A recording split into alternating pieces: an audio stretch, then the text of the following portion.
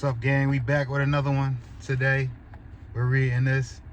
I'm gonna read you a little bit of chapter 1 as far as I can get until my next client gets here, but this is some good stuff. This is about ending the suffering and, thinking those negative thoughts and letting them spiral out of control. This is about getting control of that and, thinking the best positive thoughts. So it's basically a book about positive mindset. So with that being said, we're going to start. It says, the journey to discovering the root cause of suffering. People have a hard time letting go of their suffering. Out of fear of the unknown, they prefer suffering that is familiar. Before we can explore how to end our suffering, we first have to understand what we mean by suffering. Suffering is not the same as pain, and understanding the distinction between the two is key to realizing that no matter what happens in life, we do not have to suffer emotionally and psychologically. A Buddhist teaching helps explain this concept. It is said that 2 arrows fly our way whenever we experience a negative event. Being struck by the first arrow hurts. That arrow is pain. The second arrow is our emotional reaction to the first, and often it is even more painful than the first arrow. That second arrow is where suffering originates from. So just reading that first little, part, that's basically saying you got to get your emotions in check. What you want to do is when something bad happens to you, don't fall into that spiral of negative emotions. What you want to do is control that, understand that your emotions are there because of the situation, but at the end of the day, you can control your emotions so that you don't spiral into that negativity just based off of one thing. Because when you do that, more negative things will happen, will manifest. So my opinion and my thought is when something bad happens, just laugh it off. Just, try to push forward, try to see the good in it, and try to just see the good in the day as a whole rather than that one moment that's, making things seem not as good. So we just want to, be mindful of the things that we let take us to certain places and, provoke certain emotions, because that's never the true story. That's never the whole story. And that's just one moment out of the day. You want to make sure that you're not having recency bias. Just because one bad thing happened to you out of the blue does not mean that your life is bad. Does not mean that your day is going bad. You just got to laugh that off and continue with the positivity like you've been doing, and the positivity will continue.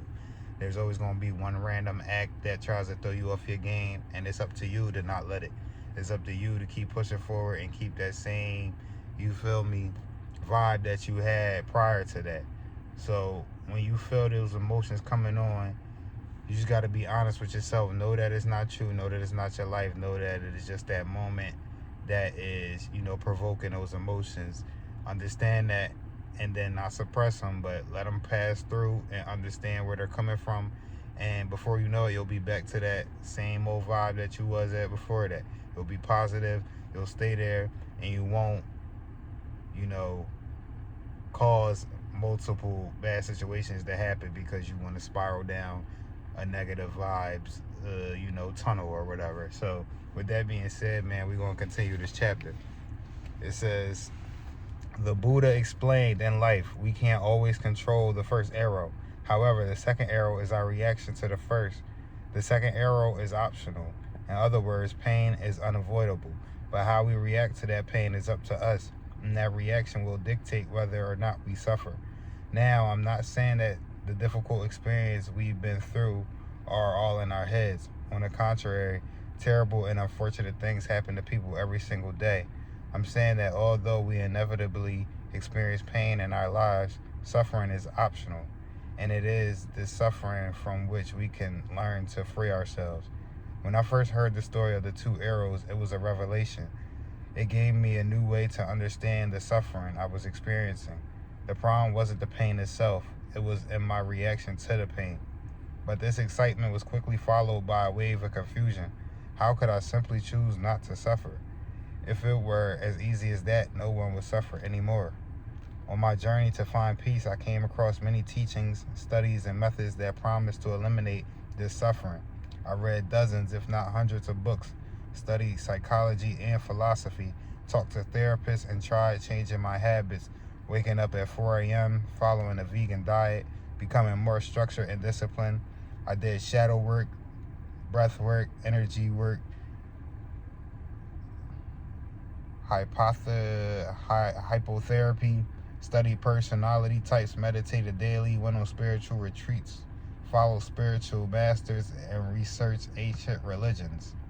You name it, I've probably tried it. I was desperate to stop my own suffering. Although some of these things did help me, and they've likely helped you too, they didn't end my suffering. I felt anxious, fearful, unfulfilled, irritated, angry, and frustrated every day. Even after trying everything, I didn't feel any closer to a solution. And if I'm being honest, I felt even more hopeless than when I had begun. I didn't know what to do anymore, where to look, or who to talk to. It wasn't until I was in my darkest hour that a glimmer of hope began to lead me to the light.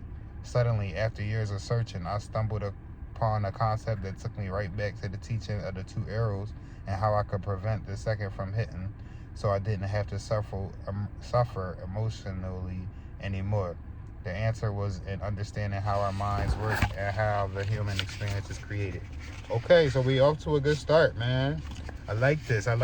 If you like that little preview, go ahead, grab you this book, and finish it for yourself. But that's just a little taste of what we're gonna be on the next week or two. And I'm excited to read this, man. It's been on my list for a while. You know what I mean? And yeah, it sounds good. We're gonna get to it. I'll come back and let y'all know what I learned from it when I'm done with it. But right now I'm about to dive into it, and my client is here, so we're gonna end there in the video for the day. I hope you gain something from that. I hope you go pick up this book, and I hope you continue to self-improve and self-develop, and just be successful with life, because that's what we promote on this channel, and that's what we're doing, as you can see, every day 1% better. So yeah, with that being said, I'm gonna get out of here. I'm gonna holla at y'all. Take care. Make sure y'all handling business and do what y'all do. Peace. Diamond Dash out.